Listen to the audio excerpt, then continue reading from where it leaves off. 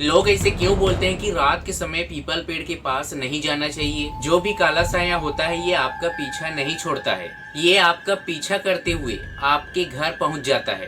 People के पेड़ के साथ छेड़छाड़ नहीं करना चाहिए, वरना ये आगे चलकर बहुत ज्यादा भयानक होता है, जिसके बारे में आप कभी भी नहीं सोचे होंगे। चलिए आज मैं आपको जो स्टोरी सुनाने वाला हूँ ये बहुत ही ज्यादा इंटरेस्टिंग होने वाला है, क्योंकि इस स्टोरी को मैं बहुत दिनों बाद लाया हूँ, क्योंकि समय नहीं मिल पा रहा था।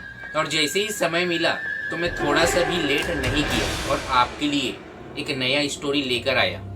आपने तो ये किस्सा सुना ही होगा, मरने के बाद भी ये आपका पीछा नहीं छोड़ता है, ये अपना बदला लेने के लिए आपके घर तक पहुंच जाता है और ये आपके शरीर में घुसकर आपको चोट पहुंचाता है। तो सुनिए, एक गांव में पीपल का पेड़ था और ये ऐसा ही पीपल का पेड़ नहीं था। उस पीपल के पेड़ के बारे में गांव में बहुत ज्यादा चर्चा था। गांव के लोग उस पीपल के पेड़ के पास पूजा वगैरह करते थे, अच्छे से मानते थे। लेकिन एक दिन ऐसा हुआ उस गांव के अंदर कि गांव के लोग पीपल पेड़ का पूजा ही करना बंद कर दिया।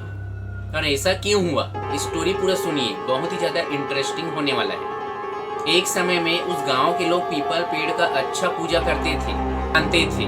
फिर एक ऐसा ट्विस्ट आया कि गांव के लोग उस पीपल पेड़ से डरने लगे थे और पूरे गांव के लोग रात में नहीं निकलते थे उस पीपल पेड़ के कारण, क्योंकि उस पीपल पेड़ के अंदर से एक बच्चे की आवाज आती थी चिल्लाने की। ऐसा लगता था कि एक छोटा सा बच्चा उस पीपल पेड़ के ऊपर खेल रहा है। तो उसी गांव में एक राकेश और रोशन नाम का लड़का था। जब भी कहीं जाते थे तो साथ में जाते थे, साथ में खाते थे। तो उस रात उसके साथ जो होने वाला था उसके बारे में ना ही किसी को पता था, ना ही उसे पता था। जस्ट गांव के पास एक पीपल का पेड़ था और ये पीपल का पेड़ बहुत बड़ा था और ये पीपल का पेड़ बहुत ज्यादा स्केरी भी था। ये तो ऐसे ही देखने में लोगों का फट जाता था। तो सोचो उसके साथ, ये दोनों के साथ क्या हुआ होगा। एक छोटा सा बच्चा जो किसी कारण खत्म हो गया था, उसे उसी पीपल पेड़ के नीचे पाड़ दिया गया था। और ये बात ये दोनों को बिल्कुल भी पता नहीं था कि यहाँ एक बच्चे को भी पाटा गया है। तो राकेश और रोशन उसी पीपल पेड़ के पास बैठे थे और सामने एक पत्थर दिखाई देता है। उसी पत्थर से पीपल पेड़ को चोट पहुंचाता है, मतलब उस पत्थर से पीपल के पेड़ को बार बार मारता है। उसके बाद उस पीपल पेड़ से एक आवाज निकलती है जो एक बच्चे की थी।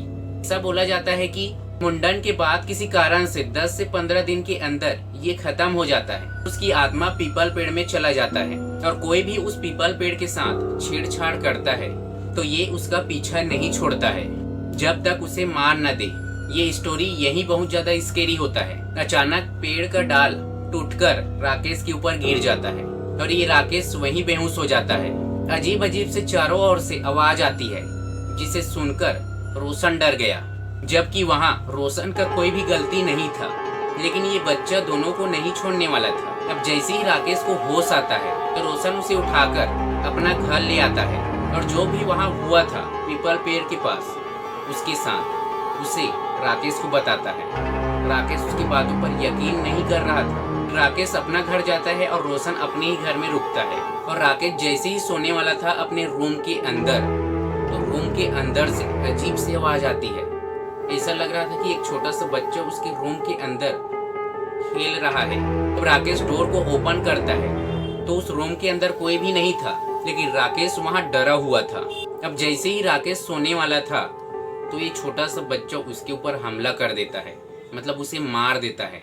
और जब रोशन सुबह आता है उसके घर तो राकेश अपने बेड में मरा हुआ दिखाई देता है और ये बात तुरंत उसके पिताजी को बता देता है, जो भी उसके साथ पीपल पेड़ के पास हुआ था उसे।